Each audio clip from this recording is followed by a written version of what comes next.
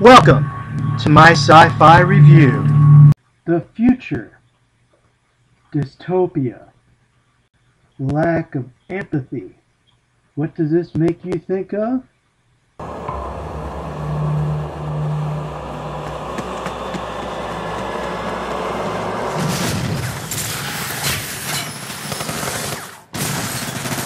What? Actually, that would be cool in a mindless, violent sort of way, but now we're going to be watching this one. Oh, over here.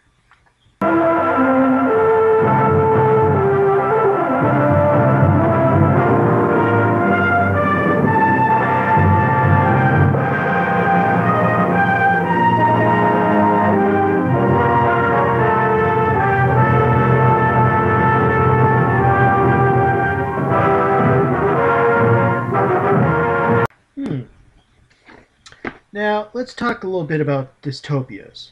They're not really science fiction. What happened is utopias, this future that everybody's happy, kind of ended up producing anti-utopias called dystopias, like 1984. One of the things that seemed to happen was that utopias were very unrealistic and, in fact, kind of boring. A woman author actually made a parody of Utopia, which is incredibly boring. Dystopias seem to be more realistic, more likely to happen, and just seem to be perceived as, well, something that's going to happen to us whether we like it or not. Most dystopias are warnings against it. I have a lot of books in here, don't I? Nah. Why would I be reviewing 1984? Well, there's a simple reason which I'll get to when we start our feature presentation. 1984 is a dystopia. It's not usually considered science fiction. But in this book right here, Screen Flights, Screen Fantasy, The Future According to Science Fiction Cinema, there's a 1984 film being discussed from 1956. That's my foot in the door, basically. Now, this film was produced by Columbia and Holiday Production. Basically, an American and British teams working together. In fact, they had two endings, one for England, one for America, to turn this classic about totalitarianism, language distortion, mind control, into the ultimate of anti-communist propaganda. Oops, did I use propaganda? Sorry. And it failed miserably. It was a bomb in both sides of the Atlantic. In fact, I don't think the United States even noticed it. And we're going to review it. So, let's get to the characters. Eurasian rocket bomb was able to reach targets of any importance. We continue now with our regular broadcast.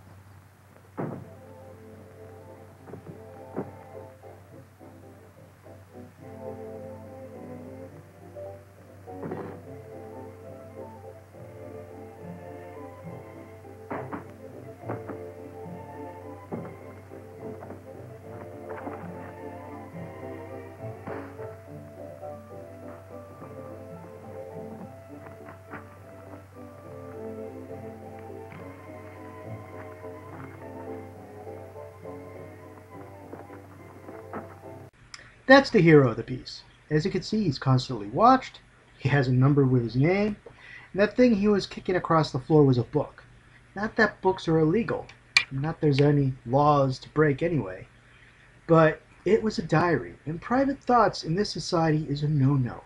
You could be sent to the Ministry of Love. You could be sent to a joy camp. And let me explain. In this society, words are not what they sound like. A joy camp is a labor camp, and the Ministry of Love is a big place that looks like a cement pyramid where they torture and kill people and make them commit to, say they committed crimes that they actually didn't commit. But they'll make you say you committed them, and they'll make you believe you committed them.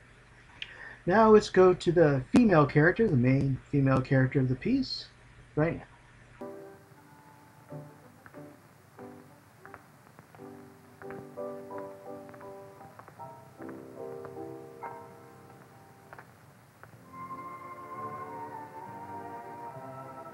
Anything wrong? No. Somehow the idea that dystopias would use music in everything seems fitting. Here's the third character. This is the inter-party villain, kind of, sort of. Let me show you. You find your job at the records department too exacting. No. What do you do, Smith? I revise history. That's an unfortunate way of putting it. What you actually do is to rectify speeches and wrongly reported incidents, isn't it? Yes. That character's name's O'Connor, which I'm mentioning because in the book his name's O'Brien. There's little changes between the book and the movies that I might point out if I feel that there's really something interesting to point out. But most of the time I'll try to just base this on the movie that we see in front of us. Well, I see in front of me. Now, a totalitarian state needs an important person, a leader. And this leader usually has a cult of personality. The problem is, when that leader dies, the cult of personality dies with him. Hitler died, and Nazism, one historian said, died with him. Stalin died, and really totalitarianism in the Soviet Union kind of collapsed. It was still a centralized authoritarian government, but it was never really as powerful as Stalin. People are loyal to leaders, not ideals. North Korea is doing so well because they're able to transfer this cult of personality from father to son, father to son. In Big Brother, we find the ultimate leader. Oceania, the nation in 1984, needed a perfect, undying leader who knew everything and did everything properly. So they invented him. Let me introduce you.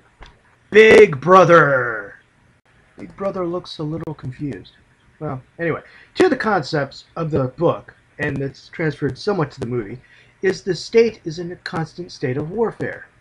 This means that production is towards war, tanks, planes, ships, and that the standard of living actually rarely goes up. Also, this war keeps everybody in line. We have to fight and obey and get hysterical and hate. To add to this, the party invents traitors within the party, within the society. And one of them, well, we'll show you the clip. Confront an enemy who is far more dangerous. One of our own people, the arch-traitor Canada. Yeah, in the book his name's Goldstein or Goldstein, depending on how you want to say it. Potatoes. As you can see, the sci-fi elements are starting to affect the story. Now, the one thing you want to remember before intermission is that this is really a pyramid scheme. You got the upper party, the outer party, and then the lower class, the proletariats, the pros. Basically, these people work in the factories, they work on the farms. Every once in a while they get them a little hysterical, hyped up about the war. But mostly the masses are apolitical, like most countries actually. They consist of about 85% of the populace, and they and animals are free. Nobody watches them. They don't care about what they do. They have family, they have friends, they fall in love, they get married. If they wanted religion, the party would have given them religion. The reason why they're considered harmless is because they have no power over anything that's going on. If they actually ever decided to overthrow the party, they could. But they're basically not very intelligent. They don't have the knowledge necessary to realize that things are not what they seem. And they're a very important part of the book because, and in the movie, because they're still human. They're not political animals, but they still love and trust and believe in empathy and sympathy and hugs and kisses, even though that won't protect you from bullets or starvation. And they're kind of missing from this movie. Now, with that said, let's go on to the intermission.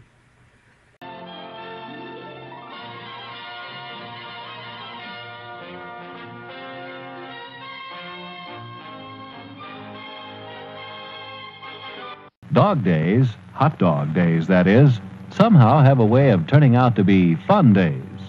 The pop and sizzle of the juicy meat seems to say, "Come and get me, I'm done to a turn."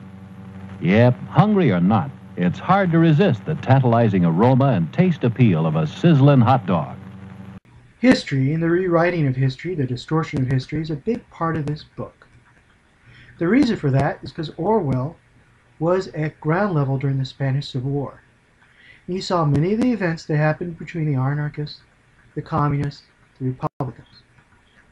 And many of these events, when they got out to the world media, were distorted, sometimes not reported at all, or they reported things that had never happened. Without him and other people, the history of the Spanish Civil War would probably have come out completely different in our books, in our text.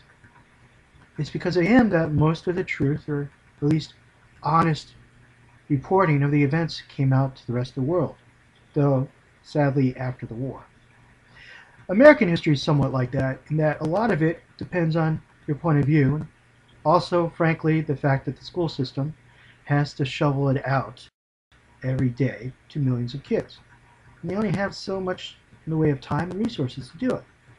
So a lot of your history, not wrong, it's just not really probably correct.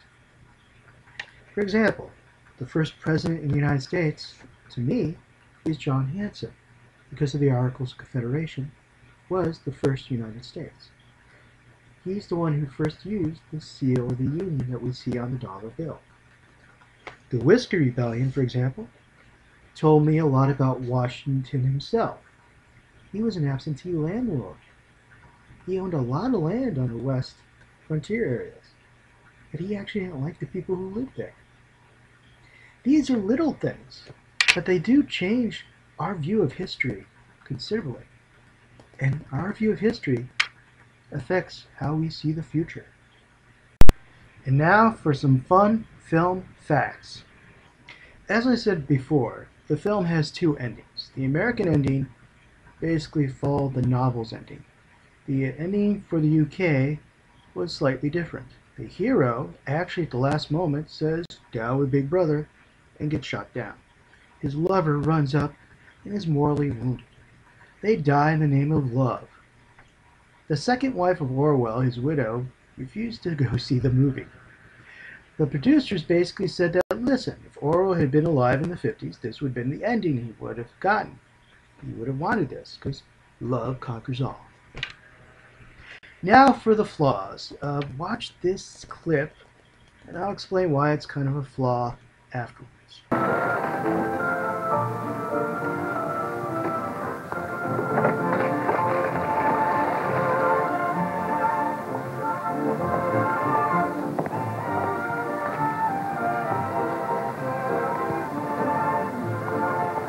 Oh, Smith, there's a seat here.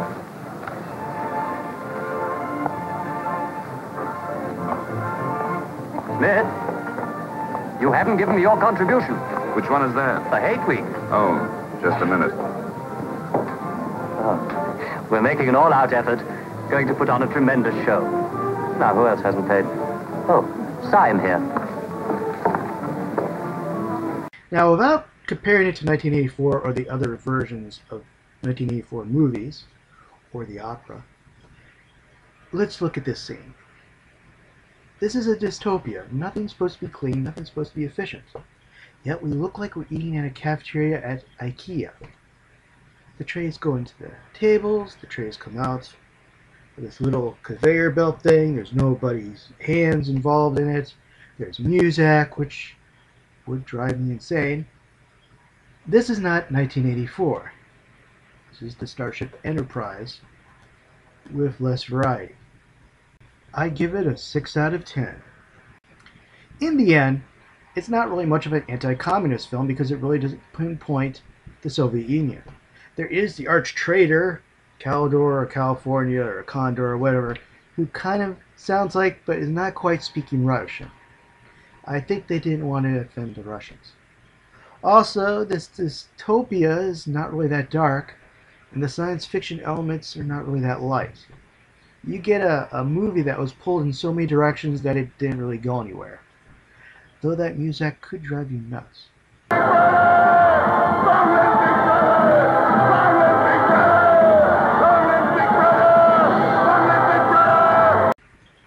Did he say long live Big Brother? No, The sad part about this movie, besides the fact that we know that it could be done well, because there's a movie before this, a TV movie, a movie after this, which were both done pretty well, is that it could have been actually an anti-communist film if they had just left it alone and let the story tell the story. Who knows how it affected the Cold War? Probably wouldn't have done anything, but it would have been interesting to speculate on what it would have done. Because George Orwell is really serious. 1984 is the final product of all these years of his knowledge about the horror of totalitarianism, the horror of power within a state, the horror of the ability to change language and change history. He's not fooling around. This might be a fictional novel, but every event, every idea was tested in the real world, sometimes by people like the Soviet Union and Nazi Germany. So when he was trying to give us a warning, the warning was, don't let it happen at all. Because once it starts, you're not going to have any control over it. Time to end this review with some fan service. Enjoy.